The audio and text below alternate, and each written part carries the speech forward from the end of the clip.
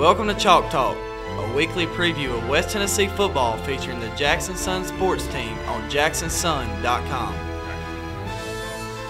Hey everybody, welcome into another edition of Chalk Talk, the college edition here on JacksonSun.com. I am Jackson Sun high school sports columnist, Brandon Shields, talking with Craig Thomas, who keeps his finger on the pulse of local college athletics here in West Tennessee. And Craig, UTM is off after playing Bethel last week, so we'll talk about them a little more next week. Yeah, they could use the extra week, I think, to get ready for a Jacksonville State team that is #1 in FCS.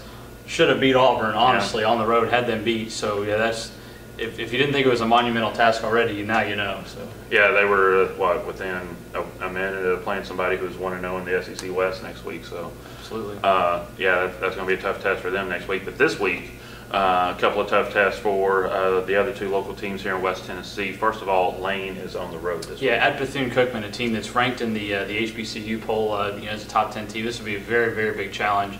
Lane stepping out of conference to do this. Coming off a game last week, which kind of got them back to the way they were playing in the fall camp, which was good and bad. Offensively, it was good. Marcus Reynolds, the quarterback, sort of took over as sort of the primary starter and had a really big day. I saw somebody on Twitter while that game was going on said, Lane's got a Mike Vick at quarterback. He carried, I think, 32 times for 239 yards, and then just 6 completions. Didn't throw it just a ton, didn't complete a ton of passes, but still 100 yards passing. So Lane very productive on the offensive end, scored 38 points. The problem was the defense that was pretty good in week 1 against a meh opponent did not do very well against a better Fort Valley State team, gave up 50 points, and they lost that game. That was one of the things that Derek Rose was concerned about. He said, week 1, that team wasn't going to beat us passing.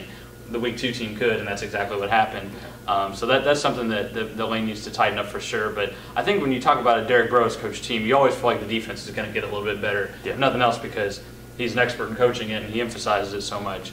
The offense, I think that's a pretty big step to see a guy sort of take over a game that way.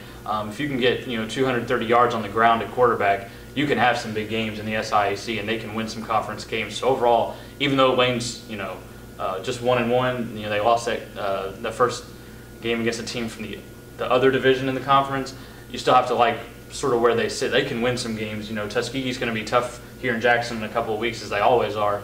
But I think that's overall you've got some net positives from the Lane team. Also, one thing I wanted to mention, Courtney Bush, the Liberty kid, yes, playing for the Dragons, had a big game for them. I think 133 rushing yards, I think. So when your quarterback's got 230, you can still get over 100 out of the running back spot. That's pretty good. He's definitely been productive early for the Dragons, and I think that's been a big thing for them as well. I know not just in a production standpoint, but Derek Rose says he wants to recruit West Tennessee more effectively than maybe Lane's been able to in the past, and I think when you can get a kid from Liberty to be a 100-yard rusher, if they can keep maintaining that, that'll probably help. Yeah.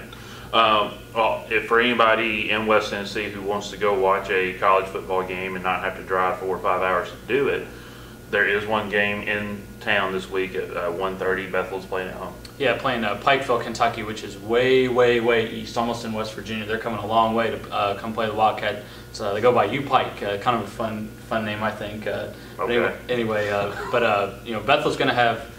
This is Bethel's, I think, first real game. Honestly, I mean, they played Missouri Baptist up in St. Louis. That's not a really developed football program, and they beat them pretty handily. Obviously, this past Thursday, losing UTM, pretty handily as you would expect, being in an NCAA team. This is the first team I think is going to be kind of more on Bethel's level. Yeah. They've beaten this team before, and I think they're definitely capable of that. We've talked before about all the local kids that Bethel has. Kerry Sellers, a quarterback, definitely a good running quarterback, and I think they're going to try to run as they usually do. Tate Nesbitt out of the backfield, Devin Raymer, Logan Diebold. I mean, these are the kind of the who's who from our local kids here in this area from the past 2, 3, 4 years. And so I think offensively this is a good opportunity for Bethel to show how it's grown in that area. And so far, Chris Elliott's been pretty pleased with the offensive line. Defensively, obviously, they had just such a really disadvantage against UT Martin. It'll be interesting to see how far this group's come.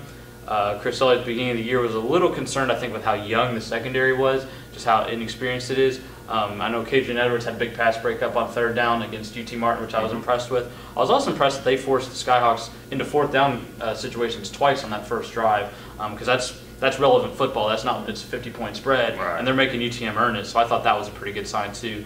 Jerry Bradford had a fumble recovery on the defensive line. It's a big moment for him. So definitely, I think a really big game for Bethel, just to kind of see where they stand. All right, well, and you will be at Bethel Saturday? Absolutely, at 1:30 the Wildcat Stadium. All right, so be sure to follow him on Twitter to keep updated if for some reason you can't be there on Saturday. JS Ryder Craig is his Twitter handle, so be sure to follow that. Also, I'm sure as they'll be available, you'll have updates from Layton's game as well.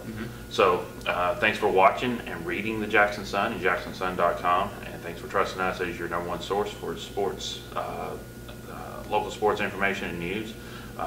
And continue to do that because he stays on top of colleges. We stay top on the preps overall as an entire staff, and good luck to your team this weekend.